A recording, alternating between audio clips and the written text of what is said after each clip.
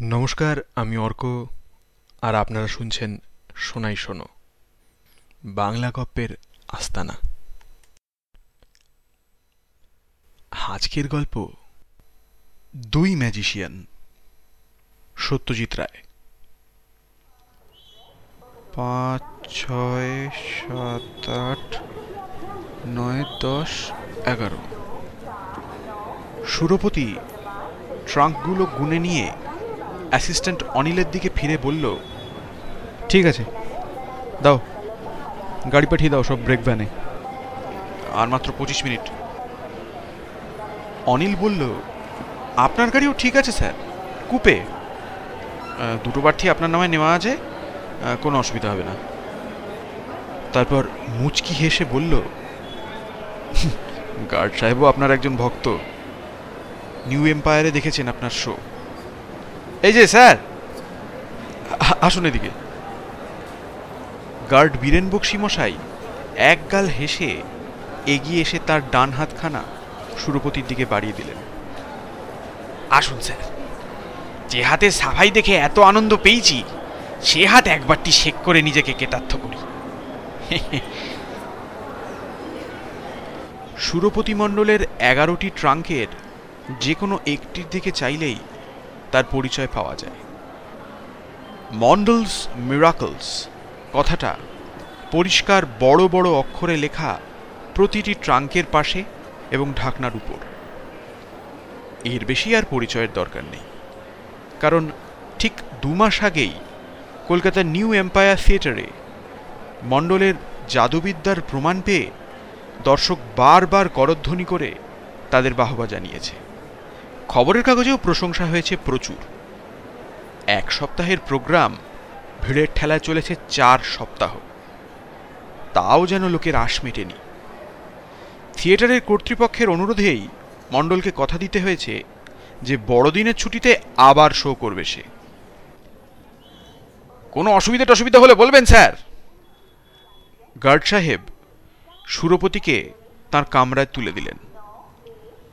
সুরপতি এদিকে ওদিকে দেখে নিয়ে একটা স্বস্তির নিঃশ্বাস ফেলল। বেশ কামরা। আচ্ছা স্যার, তাহলে অনেক ধন্যবাদ। গার্ড চলে যাবার পর সুরপতি তার বেঞ্চের কোণে জানলার পাশটায় ঠেস দিয়ে বসে পকেট থেকে 1 প্যাকেট সিগারেট বার করল। এই বোধহয় তার বিজয় অভিযানের শুরু। উত্তরপ্রদেশ, দিল্লি, আগ্রা, এলাহাবাদ, কাশী, লখনৌ, এ যাত্রা এই কটি। তারপর আরো কত প্রদেশ পড়ে আছে, কত নগর, কত উপনগর। আর শুধু কি ভারতবর্ষই, তার বাইরেও যে জগৎ রয়েছে, একটা বিরাট বিস্তীর্ণ জগৎ। বাঙালি বলে কি আর অ্যাম্বিশন নেই? সুরপতি দেখিয়ে দেবে। এককালে যে দেশের জাদুকর হুডিনির কথা পড়ে তার গায়ে কাঁটা দিত, সেই আমেরিকা পর্যন্ত ছড়িয়ে পড়বে তার খ্যাতি। বাংলার ছেলের দৌড় কতখানি, তা সে প্রমাণ করবে বিশ্বের লোকের কাছে। যাক না কটা বছর, এ তো সবে শুরু। অনিল হাঁপাতে হাঁপাতে এসে বলল, সব ঠিক আছে স্যার, এভরিথিং। তালাগুলো চেক করে নিয়েছো তো? হ্যাঁ স্যার। গুড। আমি 2 বগি পরেই আছি। লাইন ক্লিয়ার দিয়েছে? এই দিল বলে। আমি চলি। ও, বর্ধমানে চা খাবেন কি? বলে মন্দ হয় না। আমি নিয়ে আসবো খন। অনিল চলে গেল। সুরপতি সিগারেটটা ধরিয়ে জানলার বাইরে দৃষ্টি নিক্ষেপ করল। প্ল্যাটফর্ম দিয়ে কুলি, যাত্রী, ফেরিওয়ালার দুমুখ কলমুখর স্রোত বয়ে চলেছে। সুরপতি সেদিকে দেখতে দেখতে কেমন অন্যমনস্ক হয়ে গেল। তার দৃষ্টি ঝাপসা হয়ে এলো, স্টেশনের কোলাহল মিলিয়ে এলো। মনটা তার চলে গেল অনেক দূরে, অনেক পিছনে। এখন তার বয়স 33। তখন 7 কি 8। দিনাজপুর জেলার ছোট্ট একটি গ্রাম, 5 পুকুর। শরতের এক শান্ত দুপুর। এক বুড়ি চটের থলি নিয়ে বসেছে বটতলায় মতি মুদির দোকানের ঠিক সামনে। তাকে ঘিরে ছেলে বুড়োর ভিড়। কত বয়স বুড়ির? 60ও হতে পারে, 90ও হতে পারে। তোবড়ানো গালে অজস্র হিজিবিজি বলি রেখা। হাসলেই সংখ্যায় দ্বিগুণ হয়ে যাচ্ছে, আর ফোকলা দাঁতের ফাঁক দিয়ে কথার খই ফুটছে। ভানুমতির খেল। ভানুমতির খেল দেখিয়েছিল বুড়ি, সেই প্রথম আর সেই শেষ। কিন্তু যা দেখেছিল তা সুরপতি কোনো দিন ভোলেও নি, ভুলবেও না। তার নিজের ঠাকুরমার বয়সও তো 65। ছুঁচে সুতো পরাতে গেলে সর্বাঙ্গ ঠকঠক করে কাঁপে। আর ওই বুড়ির কোঁকড়ানো হাতে এত জাদু। চোখের সামনে, নাকের সামনে, হাত দু হাতের মধ্যে জিনিসপত্র সব ফুসমন্তরে উধাও করে দিচ্ছে, আবার পরক্ষণেই ফুসমন্তরে বার করে দিচ্ছে। টাকা, মার্বেল, লাট্টু, সুপারি, পেয়ারা। কালু কাকার কাছ থেকে একটা টাকা নিয়ে বুড়ি ভ্যানিশ করে দিলে। তাতে কাকার কি রাগ আর তম্বি। তারপর খিলখিল হাসি হেসে বুড়ি যখন আবার সেটি বার করে ফেরত দিল, তখন কাকার চোখ ছানা বড়া। সুরপতির বেশ কিছুদিন ভালো করে ঘুম হয়নি এই ম্যাজিক দেখে। তারপর যখন ঘুমিয়েছে, তখনও নাকি মাস কয়েক ধরে মাঝে মাঝে ঘুমের মধ্যে ম্যাজিক ম্যাজিক বলে চেঁচিয়ে উঠেছে। এরপরে গাঁয়ে যখনই মেলা টেলা বসেছে, সুরপতি ম্যাজিক দেখার আশায় ধাওয়া করেছে সেখানে। কিন্তু তেমন অবাক করা কিছুই আর চোখে পড়েনি। 16 বছর বয়সে সুরপতি চলে আসে কলকাতার বিপ্রদাস স্ট্রিটে কাকার বাড়িতে থেকে ইন্টারমিডিয়েট পড়বে বলে। কলেজের বইয়ের সঙ্গেই পড়া চলেছিল ম্যাজিকের বই। কলকাতায় আসার 2-1 মাসের মধ্যেই সুরপতি সেসব বই কিনে নিয়েছিল, আর কেনার কিছুদিনের মধ্যেই বইয়ের সব ম্যাজিকই তার শেখা হয়ে গিয়েছিল। তাসের প্যাকেট কিনতে হয়েছিল অনেকগুলো। ঘন্টার পর ঘন্টা তাস হাতে নিয়ে আয়নার সামনে দাঁড়িয়ে ম্যাজিক অভ্যাস করতে হয়েছিল তাকে। কলেজের সরস্বতী পুজোয়, বন্ধুদের জন্মদিনে সুরপতি এসব ম্যাজিক মাঝে মাঝে দেখাতো। সে যখন সেকেন্ড ইয়ারে পড়ে, তখন তার বন্ধু গৌতমের বোনের বিয়েতে তার নেমন্তন্ন হয়। সুরপতির ম্যাজিক শেখার ইতিহাসে এটা একটা স্মরণীয় দিন, কারণ এই বিয়ে বাড়িতেই তার প্রথম দেখা হয় ত্রিপুরা বাবুর সঙ্গে। সুইনহো স্ট্রিটের বিরাট বিরাট বাড়ির পিছনের মাঠে শামিয়ানা পড়েছে। তারই এক কোণে একটা ফরাসে অতিথি অভ্যাগত পরিবেষ্টিত হয়ে বসে আছেন ত্রিপুরাচরণ মল্লিক। হঠাৎ দেখলে নেহাত নগণ্য লোক বলেই মনে হয়। বছর 48 বয়স, কোঁকড়ানো টেরি কাটা চুল, হাসি হাসি মুখ, ঠোঁটের দুকোণে পানের দাগ। রাস্তায় ঘাটে এরকম কত লোক দেখা যায় তার ইয়ত্তা নেই। কিন্তু তার ঠিক সামনেই ফরাসের উপর যে কাণ্ডটা ঘটছে, সেটা দেখলে লোকটির সম্বন্ধে মত পাল্টাতেই হয়। সুরপতি প্রথমে নিজের চোখে বিশ্বাসই করতে পারেনি। একটা রূপোর আঁধুলি গড়িয়ে গড়িয়ে 3 হাত দূরে রাখা একটি সোনার আংটির কাছে গেল, তারপর আংটিটাকে সঙ্গে নিয়ে আবার গড়গড়িয়ে ত্রিপুরা বাবুর কাছেই ফিরে এলো।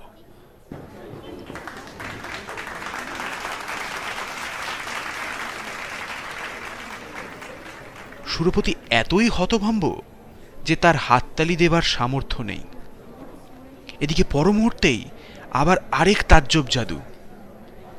গৌতমের জ্যাঠামশাই ম্যাজিক দেখতে দেখতে চুরুট ধরাতে গিয়ে তার দেশলাইয়ের কাঠি সব বাক্স থেকে মাটিতে ফেলে বসলেন। তাকে উপুর হতে দেখে ত্রিপুরাবাবু বললেন, আপনি আর কষ্ট করে ওগুলো তুলছেন কেন স্যার? আমাকে দিন, আমি তুলে দিচ্ছি। তারপর কাঠিগুলো ফরাসের এক কোণে স্তূপ করে রেখে নিজের বাঁ হাতে বাক্সটা নিয়ে ত্রিপুরাবাবু ডাকতে লাগলেন, আহ টু টু টু টু টু টু, আহ আহ আহ। আর কাঠিগুলো ঠিক পোষা বেড়াল কুকুরের মতোই একে একে গুটি গুটি এসে বাক্সের ভিতর ঢুকে যেতে লাগল। সেই রাত্রে খাওয়া দাওয়ার পর সুরপতি ভদ্রলোককে একটু একা পেয়ে তার সঙ্গে আলাপ করে। সুরপতির ম্যাজিকে আগ্রহ দেখে ভদ্রলোক খুবই অবাক হন। বলেন, বাঙালিরা তো ম্যাজিক দেখেই খালাস, দেখাবার লোক তো কই বড় একটা দেখি না। তোমার এদিকে ইন্টারেস্ট দেখে আমি সত্যিই অবাক হচ্ছি। এর দুদিন পরেই সুরপতি ত্রিপুরাবাবুর বাড়ি যায়। বাড়ি বললে ভুল হবে, মির্জাপুর স্ট্রিটের একটি মেস বাড়ির একটি জীর্ণ ছোট্ট ঘর। অভাব অনটনের এমন স্পষ্ট চেহারা সুরপতি আর দেখেনি। ভদ্রলোক সুরপতিকে তাঁর জীবিকার কথা বলেছিলেন। 50 টাকা করে ম্যাজিক দেখানোর ফি তার।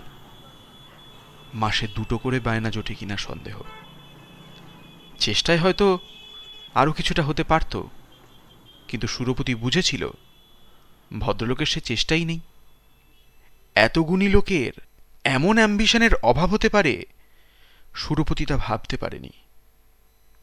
এর উল্লেখ করাতে ভদ্রলোক বললেন, কি হবে, ভালো জিনিসের কদর করবে কেউ এ পোড়া দেশে? কটা লোক সত্যিকারের আর্ট বোঝে? খাঁটি আর মেকির তফাৎ কটা লোকে ধরতে পারে? সেদিন যে বিয়ের আসরে ম্যাজিকের তুমি এত তারিফ করলে, কই আর কেউ তো করল না। যেই খবর এলো পাত পড়েছে, সব সুরসুর করে চলে গেল ম্যাজিক ছেড়ে পেট পুজো করতে। সুরপতি কয়েকজন আত্মীয় বন্ধুর বাড়িতে অনুষ্ঠানে ত্রিপুরাবাবুর ম্যাজিকের বন্দোবস্ত করে দিয়েছিল। কিছুটা কৃতজ্ঞতা এবং বেশিটাই একটা স্বাভাবিক স্নেহবশত ত্রিপুরাবাবু সুরপতিকে তার ম্যাজিক শেখাতে রাজি হয়েছিলেন। সুরপতি টাকার কথা তোলাতে তিনি তীব্র আপত্তি করেন। বলেন, তুমিও কথা তুলো না, আমার একজন উত্তরাধিকারী হলো, এইটাই বড় কথা। তোমার যখন এত শখ, এত উৎসাহ, তখন আমি শেখাবো, তবে তাড়াহুড়ো করো না। এটা একটা সাধনা, তাড়াহুড়োয় কিচ্ছু হবে না। ভালো করে শিখে নিলে একটা সৃষ্টির আনন্দ পাবে। খুব বেশি টাকা বা খ্যাতির আশা করো না। অবশ্য আমার দুর্দশা তোমার কোনোদিনই হবে না, কারণ তোমার মধ্যে অ্যাম্বিশন আছে, আমার নেই। সুরপতি ভয়ে ভয়ে জিজ্ঞেস করেছিল, সব ম্যাজিক শেখাবেন তো? ওই আধুলিয়ার আংটির ম্যাজিকটাও শেখাবেন তো? ত্রিপুরাবাবু হেসে বলেছিলেন, ধাপে ধাপে উঠতে হবে, ব্যস্ত হয়েও না, লেগে থাকো, সাধনা চাই। এসব পুরাকালের জিনিস। মানুষের মনে যখন সত্যিকারের জোর ছিল, একাগ্রতা ছিল, তখন উদ্ভব হয় এসব ম্যাজিকের। আজকের মানুষের পক্ষে মনকে সে স্তরে নিয়ে যাওয়া সহজ নয়। আমায় কত কাঠখড় পোড়াতে হয়েছে জানো? ত্রিপুরাবাবুর কাছে যখন প্রায় 6 মাস তালিম নেওয়া হয়ে গেছে, সেই সময় একটা ব্যাপার ঘটে। একদিন কলেজ যাবার পথে সুরপতি চৌরঙ্গির দিকে লক্ষ্য করল, চারিদিকে দেয়ালে, ল্যাম্পপোস্টে আর বাড়ির গায়ে রঙিন বিজ্ঞাপন পড়েছে, সে ফাল্লো দি ক্রেত। কাছে গিয়ে বিজ্ঞাপন পড়ে সুরপতি বুঝল সে ফাল্লো একজন বিখ্যাত ইতালীয় জাদুকর। কলকাতায় আসছেন তার খেলা দেখাতে। সঙ্গে আসছেন সহজাদুকরী মাদাম পালেরমো। নিউ এম্পায়ারেই 1 টাকার গ্যালারিতে বসে সে ফাল্লোর ম্যাজিক দেখেছিল সুরপতি। আশ্চর্য আশ্চর্য চোখ ধাঁধানো, মন বাঁধানো ম্যাজিক সব। এতদিন এসব ম্যাজিকের কথা সুরপতি কেবল বইয়ে পড়েছে। চোখের সামনে গোটা গোটা মানুষ ধোঁয়ায় মিলিয়ে যাচ্ছে, আবার আলাদিনের প্রদীপের ভেলকির মতো ধোঁয়ার কুণ্ডলির ভিতর দিয়ে বেরিয়ে আসছে। একটি মেয়েকে কাঠের বাক্সের মধ্যে পুরে বাক্সটাকে করাত দিয়ে কেটে আধখানা করে দিলেন শেফাল্য। আবার 5 মিনিট পরেই মেয়েটি হাসতে হাসতে বেরিয়ে এলো অন্য আরেকটা বাক্সের ভিতর থেকে। তার গায়ে একটি আঁচড়ও নেই। সুরপতির হাতের তেলও সেদিন লাল হয়ে গিয়েছিল হাততালির চোটে। আর শেফাল্যকে লক্ষ্য করে বারবার অবাক হচ্ছিল সেদিন সুরপতি। লোকটা যেমন জাদুকর তেমনি অভিনেতা। পরনে কালো চকচকে স্যুট, হাতে ম্যাজিক ওয়ান্ড, মাথায় টপ হ্যাট। সেই হ্যাটের ভিতর থেকে জাদু বলে কি না বার করলেন শেফাল্য। একবার খালি হ্যাটে হাত ঢুকিয়ে কান ধরে একটা খরগোশ টেনে বার করলেন। বেচারা সবে কান ঝাড়া শেষ করেছে, এমন সময় বেরোলো পায়রা। 1, 2, 3, 4 ফরফর করে স্টেজের চারদিকে ঘুরে বেড়াতে লাগলো ম্যাজিক পায়ের। ওদিকে শেফাল্য ততক্ষণে সেই একই হ্যাটের ভিতর থেকে চকলেট বের করে দর্শকদের মধ্যে ছুঁড়ে ছুঁড়ে দিচ্ছে। আর এর সব কিছুর সঙ্গে চলেছে শেফাল্যর কথা, যাকে বলে কথার তুবড়ি। সুরপতি বইয়ে পড়েছিল যে একে বলে প্যাটার। এই প্যাটার হলো ম্যাজিশিয়ানদের একটা প্রধান অবলম্বন। দর্শক যখন এই প্যাটারের স্রোতে নাকানি চোবানি খাচ্ছেন, ম্যাজিশিয়ান সেই ফাঁকে হাত সাফাইয়ের আসল কাজগুলো সেরে নিচ্ছেন। কিন্তু এর আশ্চর্য ব্যতিক্রম হলেন মাদাম প্যালেরমো। তাঁর মুখে একটি কথা নেই। নির্বাক কলের পুতুলের মতো খেলা দেখিয়ে গেলেন তিনি। তাহলে তাঁর হাত সাফাইগুলো হয় কোন ফাঁকে? এর উত্তরও সুরপতি পরে জেনেছিল। স্টেজে এমন ম্যাজিক দেখানো সম্ভব যাতে হাত সাফাইয়ের কোনো প্রয়োজন হয় না। সেসব ম্যাজিক নির্ভর করে কেবল যন্ত্রের কারসাজির উপর, এবং সেসব যন্ত্র চালানোর জন্য স্টেজের কালো পর্দার পিছনে লোক থাকে। মানুষকে দুভাগে ভাগ করে কেটে আবার জুড়ে দেওয়া বা ধোঁয়ার ভিতর অদৃশ্য করে দেওয়া, এসবই কলকবজার ব্যাপার। তোমার যদি পয়সা থাকে, তুমিও সেসব কলকবজা কিনে বা তৈরি করিয়েই সেই সব ম্যাজিক দেখাতে পারো। অবশ্যই ম্যাজিকগুলো জমিয়ে রসিয়ে সাজ পোশাকের বাহারে চিত্তাকর্ষক করে দেখানোর মধ্যেও একটা বাহাদুরি আছে, আর্ট আছে। সবাইয়ের সে আর্ট জানা নেই, কাজেই পয়সা থাকলেই বড় ম্যাজিশিয়ান হওয়া যায় না। সবাই কি আর সুরপতির স্মৃতিজাল হঠাৎ ছিন্ন বিচ্ছিন্ন হয়ে গেল।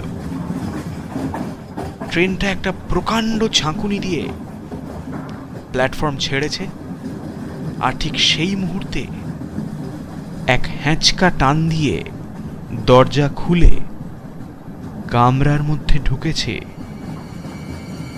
এ কি? সুরপতি হাঁ হাঁ করে উঠে বাধা দিতে গিয়ে থেমে গেল। এই যে সেই ত্রিপুরা বাবু, ত্রিপুরাচরণ মল্লিক। এরকম অভিজ্ঞতা সুরপতির আরো কয়েকবার হয়েছে। একজন পরিচিত লোকের সঙ্গে হয়তো অনেক কাল দেখা নেই, হঠাৎ একদিন তার কথা মনে পড়ল বা তার বিষয়ে আলোচনা হলো, আর পর মুহূর্তেই সশরীরে সেই লোক এসে হাজির।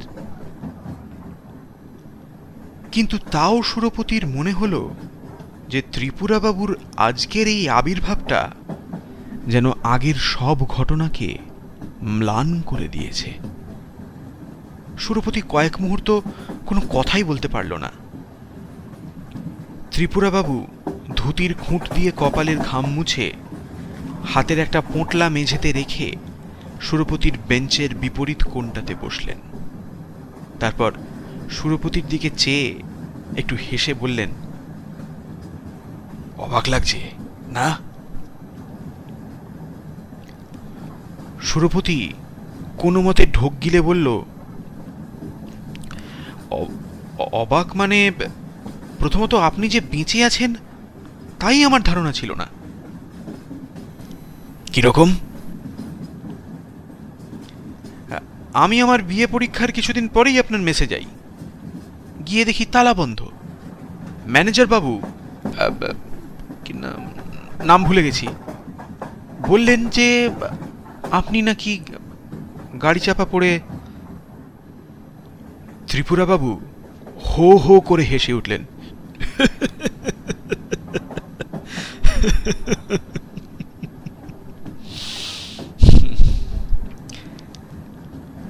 বললেন, সেরকম হলে তো বেঁচেই যেতাম, অনেক ভাবনা চিন্তা থেকে রেহাই পেতাম। সুরপতি বলল, আর দ্বিতীয় কথা হচ্ছে, আমি কিছুদিন আগেই আপনার কথা ভাবছিলাম। বলো কি? ত্রিপুরা বাবুর চোখে মুখে যেন একটা বিষাদের ছায়া পড়ল। আমার কথা ভাবছিলে? এখনো ভাবো আমার কথা? শুনে আশ্চর্য হলাম। সুরপতি জিভ কাটল। এটা আপনি কি বলছেন ত্রিপুরা বাবু? আমি কি অত সহজে ভুলি?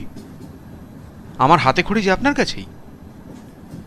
আজ বিশেষ করে পুরনো দিনগুলোর কথা মনে পড়ছিল। আজ বাইরে যাচ্ছি শো দিতে, এই প্রথম বাংলার বাইরে। আমি যে এখন পেশাদারি ম্যাজিশিয়ান তা আপনি জানেন কি? ত্রিপুরা বাবু মাথা নাড়লেন। জানি, সব জানি, সব জেনে শুনেই তোমার সঙ্গে দেখা করব বলেই আজ এসেছি।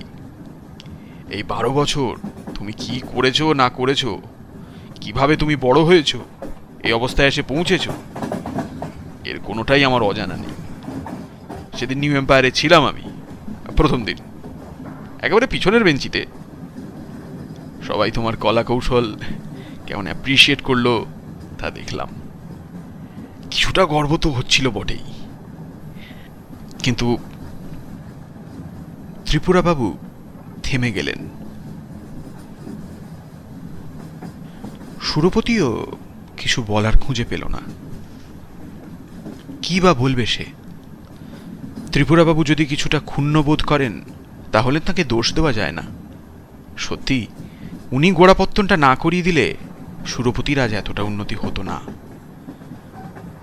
আর তার প্রতিদানে সুরপতি কি বা করেছে? বরং উল্টে এই 12 বছরে ক্রমশ তার মন থেকে ত্রিপুরা বাবুর স্মৃতি মুছে এসেছে। তার প্রতি কৃতজ্ঞতার ভাবটাও যেন কমে এসেছে। ত্রিপুরা বাবু আবার শুরু করলেন। গর্ব আমার হয়েছিল তোমার সেদিনের সাকসেস দেখে, কিন্তু তার সঙ্গে আফসোসও ছিল। কেন জানো? তুমি যে রাস্তা বেছে নিয়েছো সেটা খাঁটি ম্যাজিকের রাস্তা নয়। তোমার ব্যাপারটা অনেকখানি লোক ভুলানো রং তামাশা, অনেকখানি যন্ত্রের কৌশল, তোমার নিজের কৌশল নয়।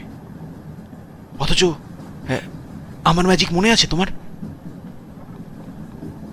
সুরপতি ভোলেনি, কিন্তু সেই সঙ্গে এও মনে হচ্ছিল তার যে ত্রিপুরা বাবু যেন তার সেরা ম্যাজিকগুলো তাকে শেখাতে দ্বিধাবোধ করতেন। তিনি বলতেন, এখনো সময় লাগবে। সেই সময় আর কোনোদিন আসেনি। তার আগেই এসে পড়ল শেফাল্য। শেফাল্যর জায়গায় নিজেকে কল্পনা করে সে অনেক স্বপ্নজাল বনে দেশে দেশে ম্যাজিক দেখিয়ে রোজগার করবে, নাম করবে, লোককে আনন্দ দেবে, লোকের হাততালি পাবে, বাহবা পাবে। ত্রিপুরা বাবু অন্যমনস্কভাবে জানলা দিয়ে বাইরে চেয়ে আছেন। সুরপতি তাকে একবার ভালো করে দেখল। ভদ্রলোককে সত্যিই দুস্থ বলে মনে হচ্ছে। মাথার চুল প্রায় সমস্ত পেকে গেছে, গালের চামড়া আলগা হয়ে এসেছে, চোখ ঢুকে গেছে কোটরের ভিতরে। কিন্তু চোখের দৃষ্টি কি ম্লান হয়েছে কিছু? মনে তো হয় না। আশ্চর্য তীক্ষ্ণ চাহনি ভদ্রলোকের।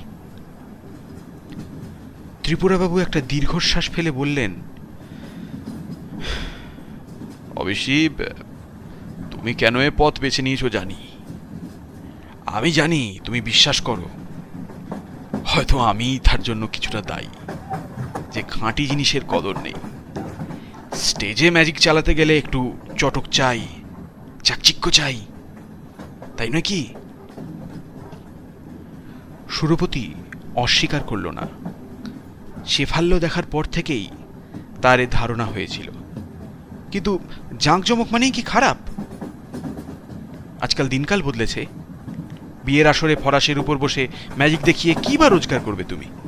আর কেই বা জানবে তোমার নাম? ত্রিপুরাবাবুর অবস্থাটা তো সে নিজের চোখেই দেখেছে। খাঁটি ম্যাজিক দেখাতে গিয়ে যদি মানুষের পেট না চলে, তো সে ম্যাজিকের সার্থকতা কোথায়? সুরপতি ত্রিপুরাবাবুকে শেফাল্যর কথা বলল। যে জিনিস হাজার হাজার দর্শক দেখে আনন্দ পাচ্ছে, তারিফ করছে, তার কি কোনো সার্থকতা নেই? খাঁটি ম্যাজিক তো সুরপতি অশ্রদ্ধা করছে না, কিন্তু সে পথে কোনো ভবিষ্যৎ নেই। তাই সুরপতি এ পথ বেছে নিয়েছে। ত্রিপুরাবাবু হঠাৎ যেন উত্তেজিত হয়ে উঠলেন। বেঞ্চির উপর পা তুলে দিয়ে তিনি সুরপতির দিকে ঝুঁকে পড়লেন।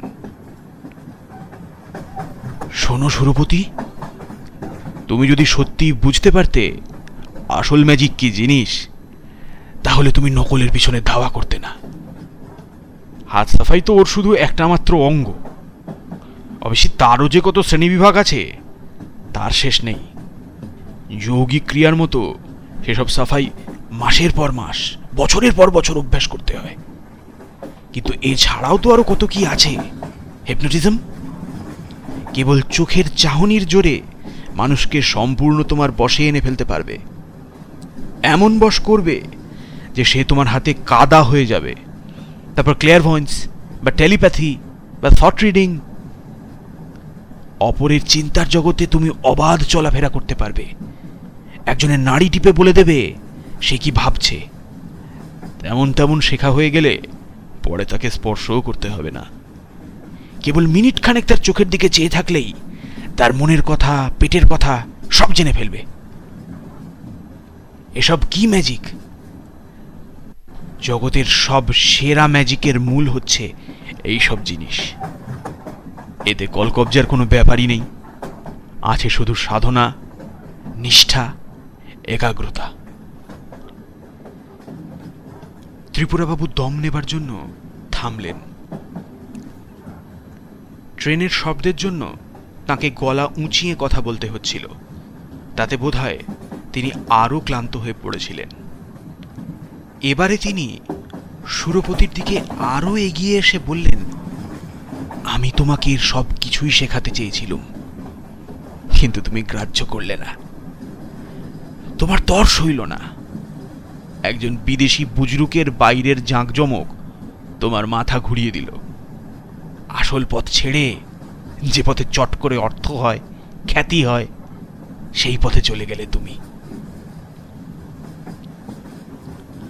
সুরপতি নির্বাক। সত্যি করে এর কোনো অভিযোগেরই প্রতিবাদ সে করতে পারে না।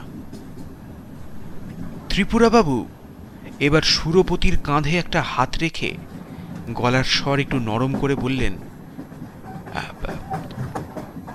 আমি তোমার কাছে একটা অনুরোধ নিয়ে এসেছি সুরপতি। আমায় দেখে বুঝছো কিনা জানি না, আমার অবস্থা খুবই খারাপ। এত জাদু জানি, কিন্তু টাকা করার জাদুটা এখনো অজানা রয়ে গেছে। অ্যাম্বিশনের অভাবই আমার কাল হয়েছে। না হলে কি আর আমার অন্য চিন্তা করতে হয়? আমি এখন মরিয়া হয়েই এসেছি তোমার কাছে সুরপতি। আমি নিজে যে নিজের পায়ে দাঁড়াবো সে শক্তি আর নেই, বয়সও নেই। কিন্তু কিন্তু আমার এইটুকু বিশ্বাস আছে যে আমার এই দুর্দিনে তুমি আমাকে কিছুটা স্যাক্রিফাইস করেও সাহায্য করবে। ব্যাস, তারপর আর আমি তোমাকে বিরক্ত করব না। সুরপতির মনটা ধাঁধিয়ে উঠল। কি সাহায্য চাইছেন ভদ্রলোক?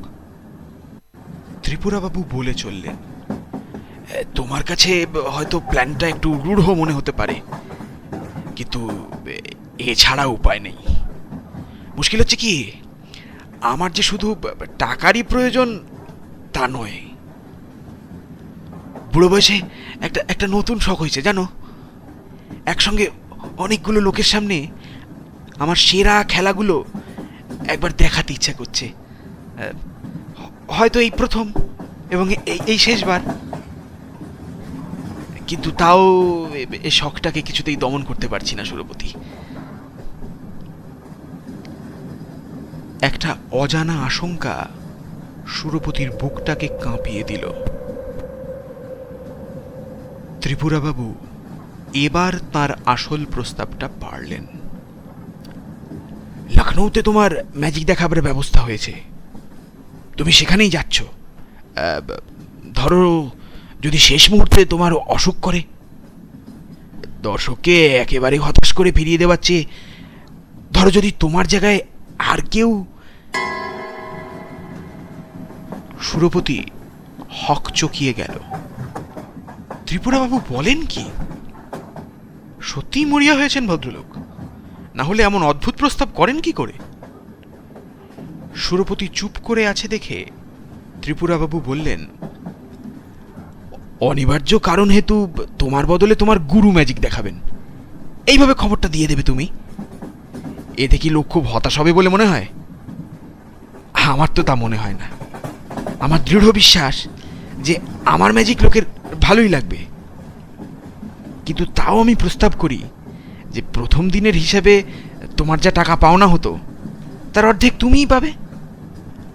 তাতে আমার ভাগে যা থাকবে তাতেই আমার চলে যাবে। তারপর তুমি যেমন চলছো চলো, আমি আর তোমাকে বিরক্ত করব না। কি বলি, একদিনের সুযোগটুকু তোমাকে করে দিতেই হবে সুরপতি। সুরপতির মাথা গরম হয়ে উঠেছে। অসম্ভব! আপনি কি বলছেন আপনি নিজেই বুঝতে পারছেন না ত্রিপুরাবাবু। বাংলার বাইরে এই আমার প্রথম প্রদর্শনী। লখনৌয়ের শোয়ের উপর কত কিছু নির্ভর করছে তা আপনি বুঝতে পারছেন না? আমার কেরিয়ারের গোড়াতেই আমি একটা মিথ্যের আশ্রয় নেব? কি করে ভাবছেন আপনি এমন কথা? ত্রিপুরাবাবু স্থির দৃষ্টিতে সুরপতির দিকে চেয়ে রইলেন কিছুক্ষণ। তারপর ট্রেনের শব্দের উপর দিয়ে তার ধীর সংযত কণ্ঠস্বর সুরপতির কানে ভেসে এলো, সেই আধুলি আর আংটির ম্যাজিকের উপর তোমার এখনো লোভ আছে কি?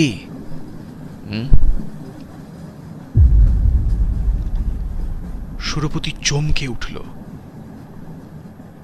কিন্তু ত্রিপুরাবাবুর চাহনিতে কোনো পরিবর্তন নেই। কেন? ত্রিপুরাবাবু মৃদু হেসে বললেন, তুমি যদি আমার প্রস্তাবে রাজি হও তাহলে আমি তোমাকে ম্যাজিকটা শিখিয়ে দেব। যদি এখন কথা দাও তো এখনই, আর যদি না দাও। হুইসেলের বিকট শব্দ করে একটা হাওড়াগামী ট্রেন সুরপতিদের ট্রেনের পাশ দিয়ে বেরিয়ে গেল। তার কামরার আলোয় ত্রিপুরাবাবুর চোখ বারবার ধক ধক করে জ্বলে উঠল। আলো আর শব্দ মিলিয়ে গেলে পর সুরপতি জিজ্ঞেস করল, আর যদি রাজি না হই?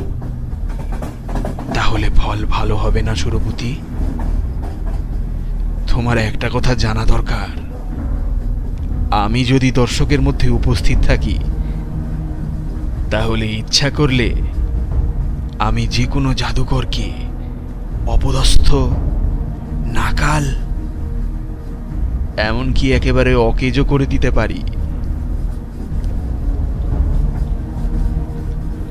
ত্রিপুরাবাবু তার কোটের পকেট থেকে এক জোড়া তাস সুরপতির দিকে এগিয়ে দিলেন। দেখাও তো দেখি তোমার হাত সাফাই। কঠিন কিছু না, একেবারে প্রাথমিক সাফাই। পিছনের এই গোলামটা সামনের এই তীরের উপর নিয়ে এসো দেখি, হাতে ঝাঁকা নিতে। আয়নার সামনে দাঁড়িয়ে 16 বছর বয়সে সুরপতির এই সাফাইটা আয়ত্ত করতে লেগেছিল মাত্র 7 দিন। আর আজ সুরপতি তাস হাতে নিয়ে দেখল তার আঙুল অবশ হয়ে আসছে। শুধু আঙুল নয়, আঙুল, কবজি, কনুই, একেবারে পুরো হাতটাই অবশ। ঝাপসা চোখে সুরপতি দেখল ত্রিপুরাবাবুর ঠোঁটের কোণে এক অদ্ভুত হাসি। এক অমানুষিক তীক্ষ্ণ দৃষ্টিতে চেয়ে রয়েছেন তিনি সুরপতির চোখের দিকে। সুরপতির কপাল ঘেমে গেল। সর্বাঙ্গে একটা কাঁপুনির লক্ষণ অনুভব করল সে। এবার বুঝেছ আমার ক্ষমতা? সুরপতির হাত থেকে তাসের প্যাকেটটা আপনা থেকেই পড়ে গেল বেঞ্চির উপরে। ত্রিপুরাবাবু তাসগুলো গোছ করে তুলে নিয়ে গম্ভীর গলায় বললেন, রাজি আছো? সুরপতির অসুস্থ অবশ ভাবটা কেটে গেছে। সে ক্লান্ত ক্ষীণ কণ্ঠে জিজ্ঞাসা করল, ম্যাজিকটা শেখাবেন তো? ত্রিপুরাবাবু তার ডান হাতের তর্জনী সুরপতির নাকের সামনে তুলে ধরে বললেন, লখনৌয়ের প্রথম শোতে তোমার অসুস্থতা হেতু তোমার পরিবর্তে তোমার গুরু ত্রিপুরাচরণ মল্লিক তার জাদুবিদ্যা প্রদর্শন করবেন, তাই তো? হ্যাঁ, তাই। তুমি তোমার প্রাপ্য টাকার অর্ধেক আমাকে দেবে, ঠিক তো? ঠিক। তবে এসো।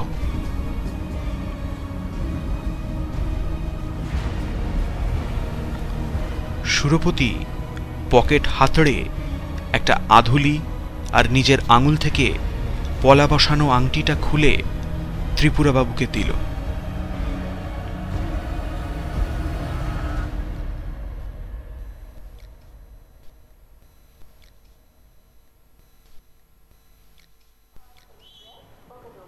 বর্ধমানে গাড়ি থামতে চা নিয়ে তার বসের কামরার সামনে এসে অনিল দেখে সুরপতি ঘুমে অচেতন। অনিল একটু ইতস্তত করে একবার স্যার বলে মৃদু শব্দ করতেই সুরপতি ধড়মড়িয়ে উঠে বসল।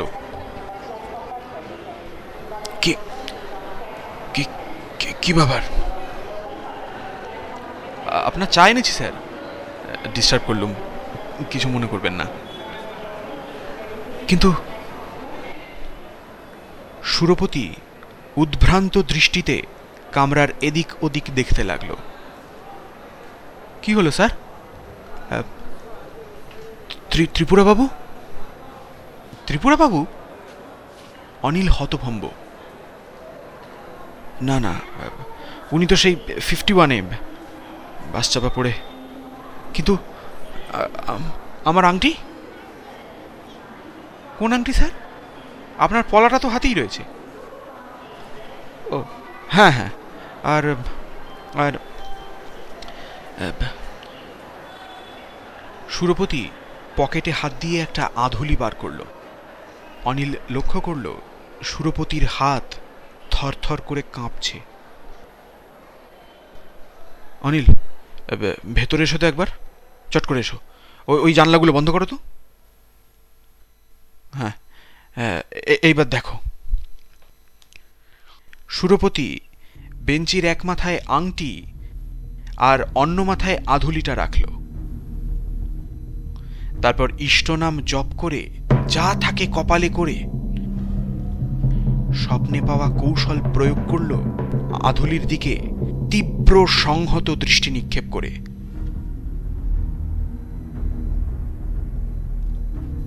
আধুলিটা বাধ্য ছেলের মতো গড়িয়ে আংটির কাছে গিয়ে সেটাকে সঙ্গে নিয়ে সুরপতির কাছে গড়িয়ে ফিরে এলো।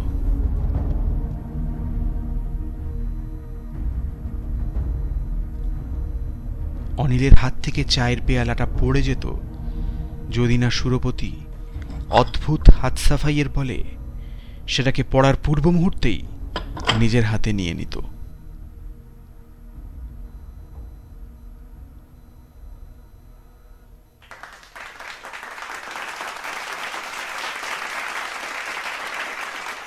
লখনৌয়ে জাদু প্রদর্শনীর প্রথম দিন পর্দা উঠলে পর সুরপতি মণ্ডল সমবেত দর্শক মণ্ডলীর সামনে উপস্থিত হয়ে তাঁর স্বর্গত জাদুবিদ্যা শিক্ষক ত্রিপুরাচরণ মল্লিকের প্রতি শ্রদ্ধা জ্ঞাপন করল। আজ প্রদর্শনীর শেষ খেলা, যেটাকে সুরপতি খাঁটি দেশি ম্যাজিক বলে আখ্যা দিল, হল আংটি ও আধুলির খেলা।